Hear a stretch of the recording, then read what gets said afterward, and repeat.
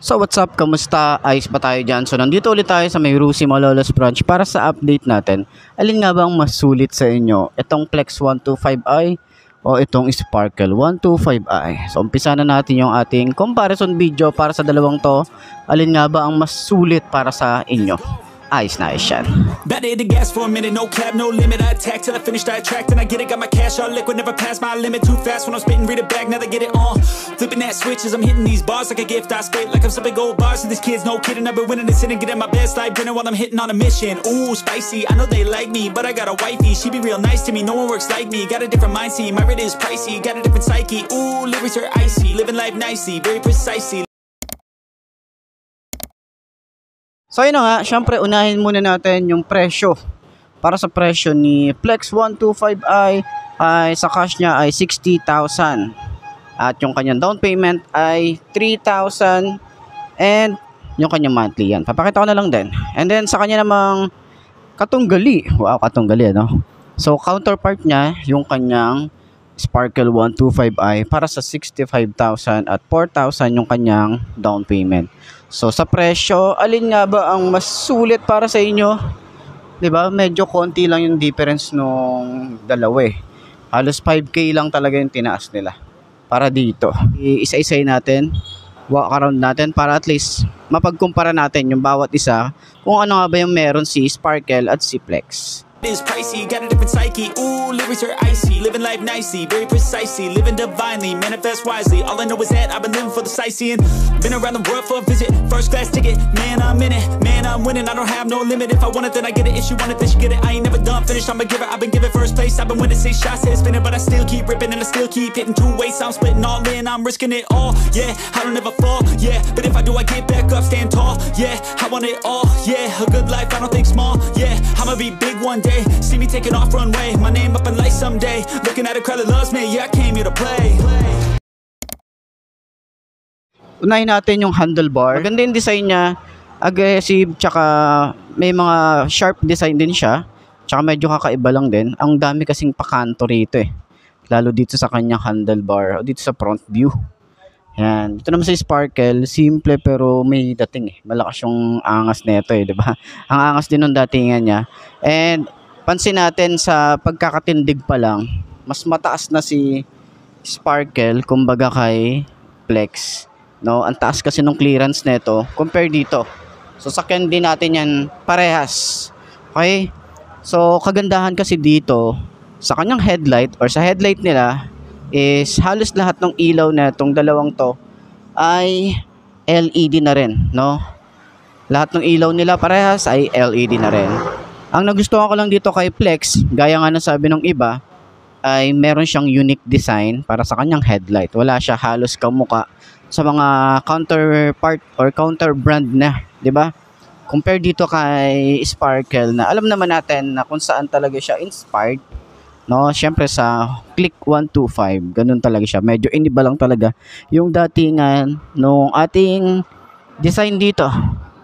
Ayan, mas pinaangas lang talaga nila. Tsaka mas agresibo masyado eh. Tsaka mas parang masyadong matulis to, itong part na to. Iniba lang nila dito. Mas mahaba yung uso niya. Diba? Yung tangos. Front fender, iba yung design din nito. Mas mataas yung design nung kay Sparkle compare dito kay Flex. Na halos saktuhan lang yung kanyang size. And then pares din naman silang naka-telescopic fork. Iba lang talaga yung kulay nun. Ito kulay silver. Meron silang naka single disc brake. Meron silang dual pad caliper. Naka spider mag size dito or yung gulong. Dahil yung kay Flex is 70-90 by 14. Kay Sparkle ay 80 by 90 by 14. Yes, di naman silang merong gulay board. Pero iba rin yung design. Gulay board ni Sparkle. So kay Sparkle, dito nilalagay yung battery.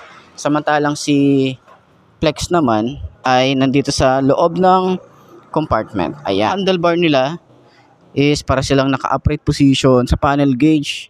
Para silang naka fully digital and mas maganda yung switches ni Sparkle compare kay Flex.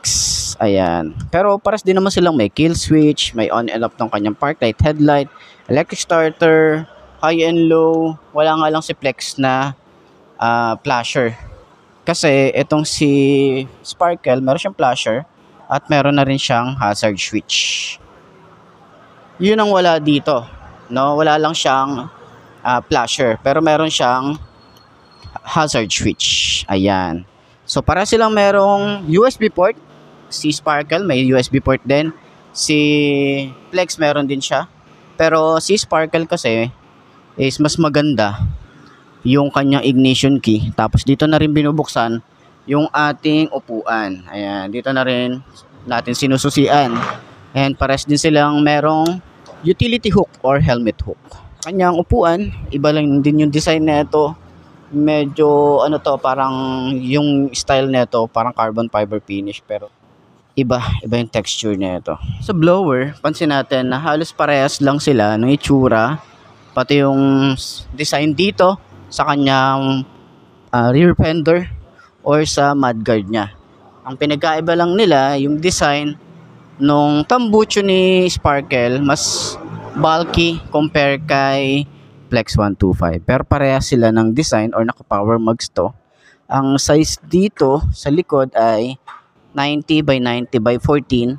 Naka-drum brake na rin tayo rito. Dito rin sa isang to, naka-drum brake na rin tayo rito. At yung size dito is 90 by 90 by 14. So same size sila dito sa likod. So sa harap sila nagkatalo. So sa grab bar, no, syempre iba rin yung design nito. Pero yung taillight nila is parehas na LED rin. Pero dito kasi kay Flex, dito na yung kanyang signal light, no? Isang assembly lang yung kanyang taillight. Ayan. Compare kay Sparkle na nandito yung kanyang signal light, no? Pag nasagi, ito yung mga problema talaga ng mga ganitong signal light. Pag nasagi siya, wala na, putol na. Papalitan mo na to ng buo.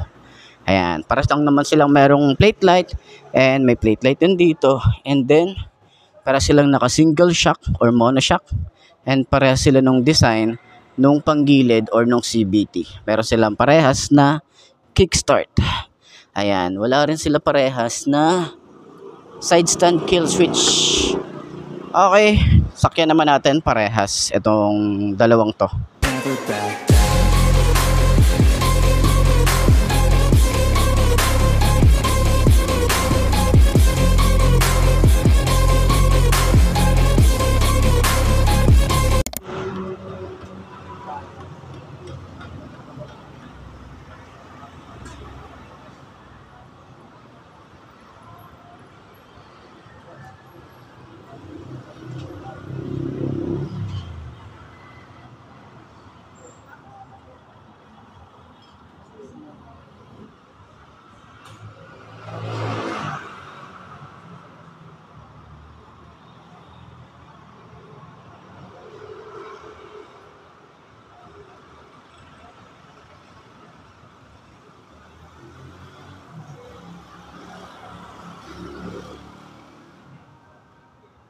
Sparkle 125 na sobrang taas talaga nito. Etong si Flex ay abot natin, no? Maganda rin yung laro, pati yung likod. Tsaka pang beginner bike, pwede to. Okay, so ano, sa tingin nyo, alin nga ba ang mas sulit sa dalawang motorcycle na to? Para silang 125i, para silang naka-FI, and maganda parehas yung kanilang design. So para sa akin, nagkakatalo na lang yan sa presyo, sa gusto ng tao, tsaka sa inyo na lang din yon kung alin nga ba ang mas trip nyo sa dalawang to. Para silang maganda, para silang sulit para sa akin. Okay, so ayun, puntahan nyo na lang dito sa may Malolos branch para doon sa mga gustong kumuha nitong motorcycle na to. Ayos na ayos yan. So ayun na nga mga best, no? Itong dalawa na ba ang motor na babagi sa'yo? Kung ito na nga ay markahan mo na at mag-subscribe ka na sa aking YouTube channel, i-click mo na rin yung notification bell para updated ka sa lahat ng videos na upload natin. Dito araw-araw sa laging tatandaan, wala sa brand ng motor ang tatagal yan. Kung di na sa pag-aalaga mo yan, tatagal yan, ayos na ayos yan. So kita ka na lang ulit tayo bukas. I'm Mark D. Ciao. Maraming salamat sa inyo. Bye-bye.